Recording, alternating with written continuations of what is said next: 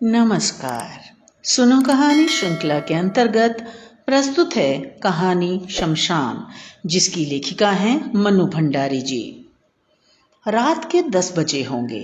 शमशान के एक ओर डोम ने बेफिक्री से खाट बिछाते हुए कबीर के दोहे की ऊंची तान छेड़ दी। जेहि घट प्रेम न संचरे, सोहि घट जान मसान। शमशान का दिल भर आया। एक सर्द आह भरकर उसने पहलू में खड़ी पहाड़ी से कहा, मैं इंसान को जितना प्यार करता हूं उतनी ही घृणा उससे पाता हूं। सभी मनुष्य यही चाहते हैं कि जीते जी उन्हें मेरा मुंह न देखना पड़े, पर वास्तव में मैं इतना बुरा नहीं हूं।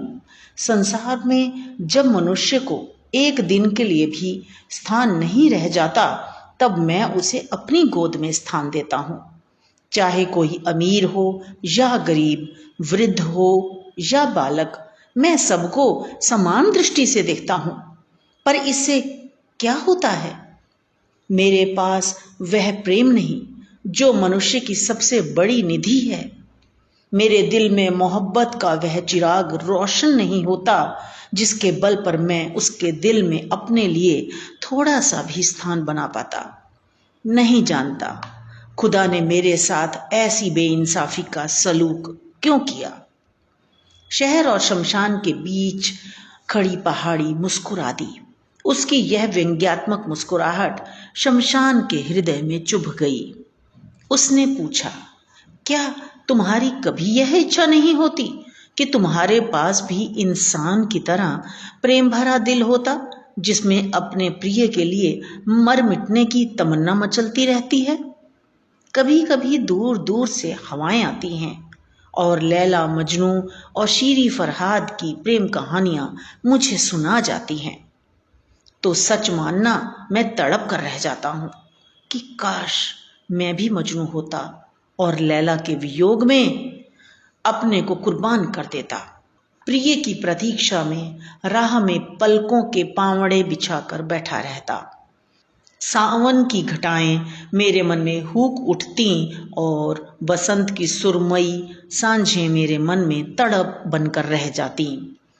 प्रिय का जीवन ही मेरा जीवन होता और उसकी मौत मेरी मौत।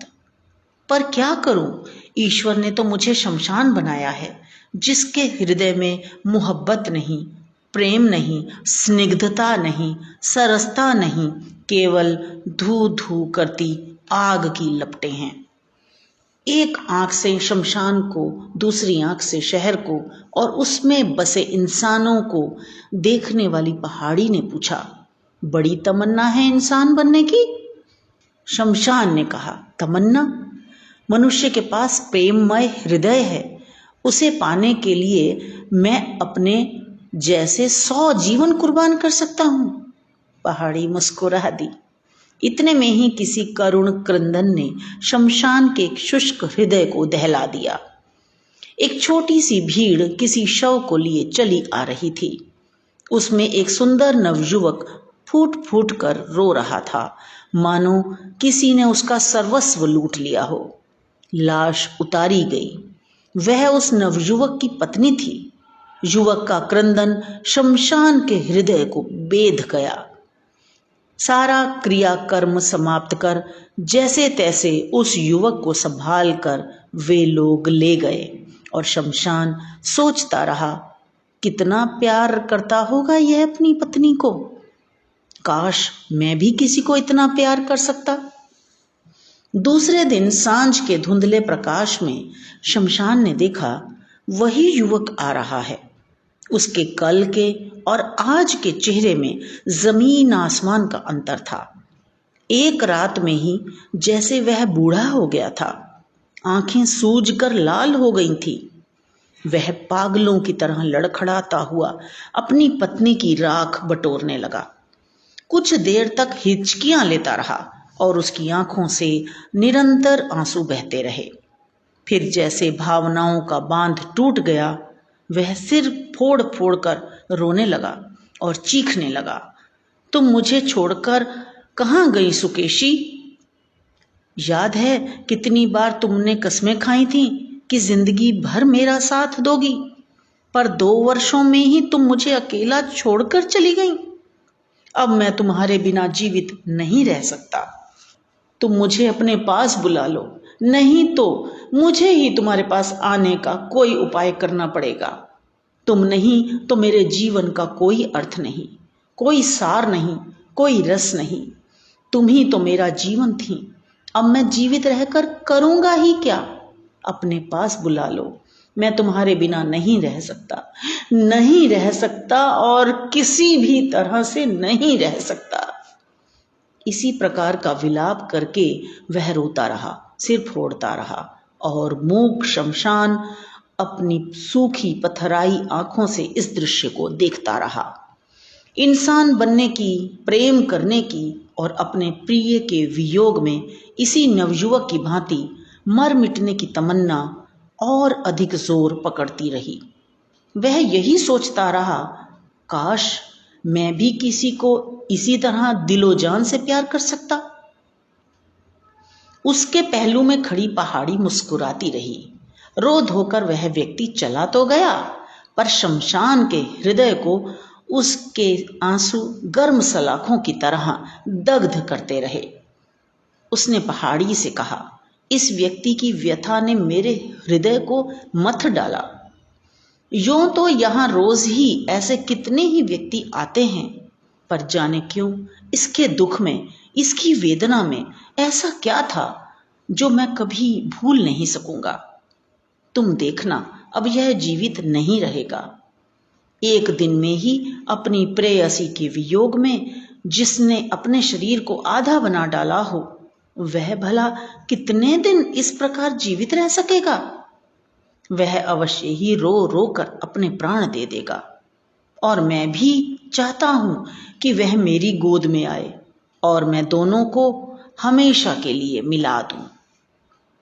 सारे दिन वह युवक के शव की प्रतीक्षा करता रहा, पर शव न आया। हाँ, आसमान में जब सांझ का धुंधलका छाने लगा तो वह युवक स्वयं आया और वैसे ही पागलों की तरह प्रलाप करता रहा। 3-4 दिन तक यह क्रम बना रहा। फिर युवक का आना बंद हो गया, पर शमशान उसे भूल न सका। प्रत्येक शव को वह जाने किस उत्सुकता से देखता और फिर खिन्न हो जाता। एक दिन उसने पहाड़ी से पूछा, तुम्हें तो शहर का कोना कोना दिखाई देता है, बता सकती हो उस युवक का क्या हाल है? पहाड़ी ने मुस्कुराते हुए कहा, नहीं। शमशान ने कहा, मेरा अंतःकरण रह रह कर कह रहा है कि अवश्य ही उसने आत्महत्या कर ली होगी। वह शायद नदी में डूब गया होगा या किसी ऐसे ही उपाय से उसने अपना अंत कर लिया होगा कि उसकी लाश भी कोई नहीं प्राप्त कर सका। मेरी कितनी तमन्ना थी कि मैं उसे उसकी प्रिया के पास पहुंचा देता। पहाड़ी ने पूछा, तुम्हें विश्वास है कि वह मर गया होगा? शमशान खींच उठा, तुम तो बिल्कुल पत्थर हो। जिसके हृदय को प्रेम ने बेध दिया हो, वह कभी जीवित रह सकता है? पहाड़ी केवल मुस्कुरा दी। दिन आए और चले गए। अपने आंचल में इंसानों को अपने प्रेमियों के वियोग में आंसू बहाते देख शमशान का मन इंसान के प्रति और अधिक श्रद्धालु होता गया। यह एक क्रम सा हो गया कि शमशान इंसान के अलौकिक गुण गाया करता और पहाड़ी मुस्कुराया करती। इसी प्रकार 3 वर्ष बीत गए। 3 वर्ष की लंबी अवधि भी शमशान के मन से उस सुंदर युवक की व्यथा को न पहुंच सकी। वह अक्सर उसकी बात करता, उसके उन आंसुओं की बात करता जो उसने अपनी प्रेयसी के वियोग में बहाए थे, उसके उस अनुपम प्रेम की बात करता जिसने उसे अवश्य ही आत्महत्या के लिए बाध्य कर दिया होगा, उसके उस करुण मिलाप की बात करता जो आज भी उसके हृदय को मथे डाल रहा था। तभी एक दिन फिर उसका हृदय किसी परिचित स्वर की करुण चीत्कारों से दहल उठा। उसने देखा, वही सुंदर युवक एक छोटी सी भीड़ के साथ शव को लिए आ रहा है। शमशान ने सोचा, वह भी जीवित है। अब इस अभागे पर ईश्वर ने कौन सा दुख दे डाला है? पर वहां जो बातचीत हो रही थी उसे यह समझने में देर न लगी कि यह भी उसकी पत्नी ही थी। सब लोग यही कह रहे थे, इसके भाग्य में पत्नी का सुख ही नहीं लिखा है, वरना 5 ही वर्ष में यूं 2-2 पत्नियां न छोड़ जाती। अभी बेचारे की उम्र ही क्या है। आज भी युवक का क्रंदन अत्यंत करुण था। आज भी उसकी चीत्कारें हृदय को दहला देने वाली थीं। आज भी उसके आंसू गर्म सलाखों की भांति हृदय को दग्ध कर देने वाले थे। उसके पहले दिन के रूप में और आज के रूप में कोई विशेष अंतर नहीं था। जैसे तैसे धीरज बंधाकर और पकड़कर लोग उसे ले गए। शमशान के मन में वर्षों से मनुष्य के अलौकिक प्रेम की जो धारणा जमी हुई थी, उसको पहली बार हल्का सा धक्का लगा। संध्या समय वह युवक फिर आया और अपनी पत्नी की राख में लोट लोट कर विलाप करने लगा। मैंने स्वप्न में भी नहीं सोचा था कि तुम मुझे इस प्रकार छोड़कर चली जाओगी। यदि मुझे इस तरह मझधार में छोड़कर जाना था तो मेरा साथ ही क्यों दिया? अब मैं तुम्हारे बिना कैसे जीवित रहूंगा? तुमने अपनी मधुर मुस्कानों से एक दिन में ही सुकेशी की व्यथा पोंछ दी थी। मैं मन प्राण से तुम्हारा हो गया। तुम ही तो मेरी प्राण थी। अब यह निष्प्राण देह कैसे जीवित रहेगी? कितने दिन जीवित रहेगी? मुझे अपने पास बुला लो। अब मैं इस संसार में नहीं रह सकूंगा। सुकेशी तो मेरी अनुगामिनी थी, इसलिए शायद मुझे उसका अभाव नहीं खटका, पर तुम तो मेरी सहगामिनी थी। हम तो 2 शरीर 1 प्राण थे। जब प्राण ही चले गए तो शरीर का क्या प्रयोजन? इसी प्रकार वह रोज आता, घंटों विलाप करता और चला जाता। उसके आंसुओं में कुछ ऐसी शक्ति थी, उसके विलाप में कुछ ऐसी सच्चाई थी कि शमशान के मन में पहले जो हल्की सी संदेह की रेखा उभर आई थी, वह भी मिट गई।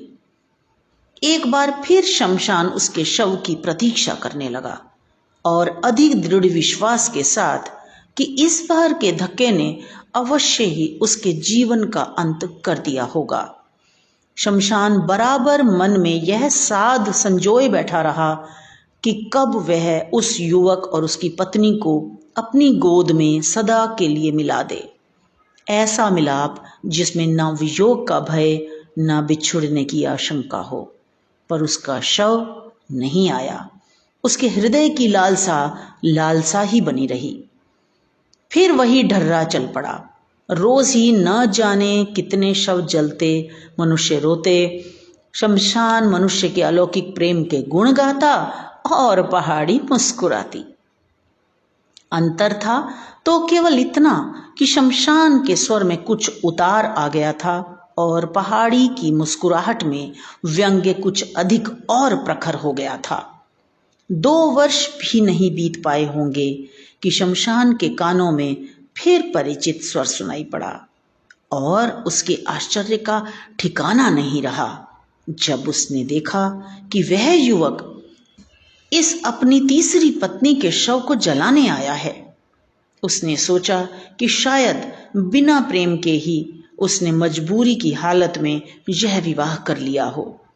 पर जब उस युवक का विलाप सुना तो वह भ्रम भी जाता रहा। आज भी उसका क्रंदन उतना ही करुण था। आज भी उसके अश्रु गर्म सलाखों की भांति दग्ध कर देने वाले थे। उसके पहले वाले रूप में और आज में कोई अंतर न था। उसकी बातें भी वही थी। केवल इतना अंतर था कि आज उसे अपनी तीसरी पत्नी ही सबसे अधिक गुणी दिखाई दे रही थी। वह दावा कर रहा था कि तीसरी पत्नी से उसका सच्चा प्रेम था। पहली 2 स्त्रियों का प्रेम बचपना था, ना समझी थी। पहली अनुगामिनी थी, दूसरी सहगामिनी थी, तो तीसरी उसकी अग्रगामिनी थी, उसकी पथ प्रदर्शिका थी, जिसके बिना वह एक कदम भी आगे नहीं बढ़ सकता। उसको अब मरना ही होगा उसके बिना वह एक दिन भी जीवित नहीं रह सकता। वही पुरानी यादें, वही विलाप, वही क्रंदन, मानो इसका भावना के साथ कोई संबंध ही ना हो। कंठस्थ पाठ की तरह वह उसे दोहरा रहा हो। मनुष्य के अलौकिक प्रेम की जिस भावना को शमशान अपने हृदय में बड़े यत्न से संजोए बैठा था, उसका वही हृदय इस दृश्य से पत्थर हो गया। वह अवाक विमूढ़ सा देखता रहा। उसकी दृष्टि पत्थराई हुई थी। उसमें एक प्रश्न साकार हो उठा था। पहाड़ी ने उसकी हालत देखी तो तरस खाकर बोली, सचमुच तुम मूर्ख हो। इतना भी नहीं समझते कि जो इंसान प्रेम करता है उसे जीवन भी कम प्यारा नहीं।